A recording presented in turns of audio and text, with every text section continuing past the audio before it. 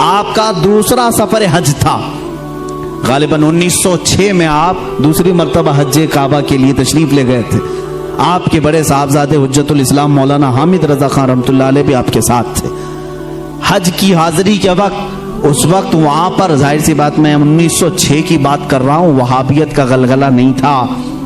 اہل سنت و جماعت تھے، ترکیوں کی خلافت تھی، سنی عاشقان رسول مکہ میں بھی تھے، مدینے میں بھی تھے، علماء حرمین طیبین تھے. جیسی علماء کو معلوم ہوا ہندوستان سے ایک جوان عالم دین ہے، وہ آئے اور ان کے علم کا توتی بولتا تھا اس وقت. تو اس وقت وہابیوں کے شروع کے فتنے نکلے تھے اور علم غیب رسول پر لوگ سوال کر رہے تھے. مولانا سید اسماعیل رحمت اللہ تعالی مکہ مکرمہ کے جلیل القدر عالم دین ہیں، سید اسماعیل مکی رحمت اللہ علیہ، وہاں پر موجود بڑے بڑے مشائخ ہیں. جب مولانا سید اسماعیل مکی رحمت اللہ تعالی علیہ کو خبر ہوئی تو ایک دن اعلیٰ حضرت رضی اللہ تعالیٰ عنہ مکہ مکرمہ میں طواف خانہ کعبہ کے بعد آپ مکتبۃ الحرم، مسجد حرم میں جو مکتبہ تھا، کتابیں رکھی جاتی تھی، لائبریری، وہاں جا رہے. یہ پیچھے سے آئے، انہوں نے دیکھا، اعلیٰ حضرت رضی اللہ تعالیٰ عنہ کو دیکھا اور اس کے بعد ملاقات ہوئی، گفتگو ہوئی. مکتبے میں جب گئے تو وہاں 4 علماء اور بیٹھے تھے، سب کتابیں کھولے ہوئے بیٹھے تھے. اعلیٰ حضرت سے ان لوگوں نے عربی میں سوال کیا کہ شریف مکہ گورنر، جو مکہ کے گورنر ہیں، ان کا ذہن خریدنے کے لیے کچھ وہابی علماء علم غیب پر سوالات کر رہے ہیں، ہمارے پاس 5 سوال آئے ہیں، آپ دیکھ لیں. چٹھی لی اعلیٰ حضرت نے اور اس کے بعد فرمایا کہ ٹھیک ہے، میں اس کا جواب لکھ دیتا ہوں، میں آپ کو لکھوا دیتا ہوں. ان علماء نے کہا ہم کو اتنا جلدی نہیں چاہیے، اتنا مفصل چاہیے، اتنا تفصیلی چاہیے کہ وہ ان میں سے کوئی جواب نہ دے سکے. اعلیٰ حضرت رحمت اللہ تعالی علیہ مکتبۃ الحرم مکہ میں اس وقت موجود تھے اور انہوں نے ٹائم صرف 2 دن کا رکھا تھا. اسی دن اعلیٰ حضرت کو بخار آیا، دوسرے دن سخت بخار، اور اس وقت صبح کے وقت شاید غالباً 8 بجے یا 7 بجے حرم مکہ میں آپ بیٹھے تھے، علماء موجود ہیں بڑے بڑے. وہاں پر مفتی حنفیہ بھی تھے، مفتی شافعیہ بھی تھے، مفتی مالکیہ بھی تھے. یہ 4 مذاہب کے مفتی وہاں پر ہوتے تھے، ہر زمانے میں رہے ہیں. یہ بڑے بڑے عبقری شخصیات وہاں تھے.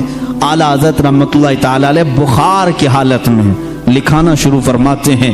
حضور صلی اللہ تعالی علیہ وسلم کے علم غیب پر دلائل لکھانا شروع کرتے ہیں. قرآن کی آیتیں پہلے لکھائیں، احادیث رسول جمع کیا، اقوال سلف و صالحین جمع کیا، صحابہ و تابعین کے متعلق منسوب باتیں لکھائی، یہاں تک کہ وہ کتاب تقریباً 200 صفحات پر مشتمل ہو گئی، جس میں دلائل کا انبار ہے. 70 سے زیادہ دلیلیں آپ کی طرف خود سے دی گئی ہیں. قرآنی آیات اپنی جگہ پر، احادیث رسول اپنی جگہ پر، اقوال سلف و صالحین سب اپنی جگہ پر. 8 گھنٹے مسلسل لکھاتے رہے. 8 گھنٹے میں پوری کتاب تیار ہوئی جس کا نام رکھا الدولۃ المکیہ بالمادۃ الغیبیہ. یہ مصر سے بھی شائع ہوئی ہے، جس کو ابھی نام کی تبدیلی کے ساتھ وہاں کے ایک بڑے مشہور عالم، وہاں کے ایک استاد نے شائع کیا ہے، رفع الریب عما نال المصطفیٰ من الغیب. یہ کتاب ایسی ہلچل مچا دی مکہ میں.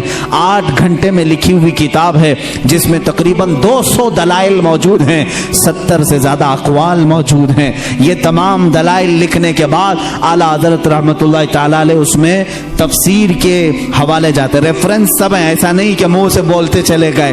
تفسیر کے اور اصول حدیث کے ریفرنس ہیں، فلاں حدیث کی کتاب میں یہ عبارت ہے، فلاں تفسیر کی کتاب میں یہ لکھا ہوا ہے، فلاں علم فقہ کی کتاب میں یہ لکھا ہے، فلاں محدث نے یہ بیان کیا. سب کے ریفرنس کے ساتھ لکھایا، جبکہ سامنے آپ کے کوئی کتاب بھی نہیں تھی. ساری چیزیں لکھا کر کے پیش کیا. اخیر میں فرماتے ہیں فقیر بیمار ہے، بخار زدہ ہے، علالت میں ہے اور سفر کی حالت میں ہے، ساتھ اپنی کتابیں نہیں رکھتا. میری بساط کے مطابق جو کچھ ذہن میں حاضر ہوا وہ پیش کر دیا، باقی سب اللہ رب العزت جس سے چاہے دین کا کام لے. عزیزان گرامی، یہ کتاب جب گورنر مکہ شریف مکہ کے پاس سنائی گئی، پوری رات بھر بیٹھ کر کے وہ شریف مکہ کتاب سنتے رہے۔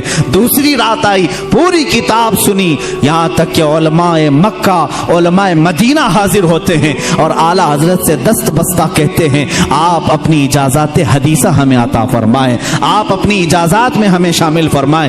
اسی سفر حج میں اعلیٰ حضرت رحمت اللہ تعالی علیہ نے علماء حرمین کو اپنی اجازات عطا فرمائی۔ لوگ حرم کے علماء سے اپنی اجازت لینے آتے تھے اور حرمین کے علماء نے اعلیٰ حضرت سے اپنی اجازت لینے میں فخر محسوس فرمایا۔ وہاں کے مرجع العلماء تھے، ایک بڑے پائے کے بزرگ ہیں، ان کی بارگاہ میں جب اعلیٰ حضرت پہنچے بڑا ادب کرتے تھے مکہ اور مدینے کے علماء کا۔ اعلیٰ حضرت نے ان کے زانو کو چوما، ان کے زانو کو چوما، وہ 70 سال سے زیادہ کی عمر کے تھے۔ انہوں نے برجستہ کہا اے ہندی عالم احمد رضا، حق تو یہ ہے کہ میں تمہارے نالین کو چوموں، حق تو یہ ہے کہ میں تمہارے قدموں کو چوموں۔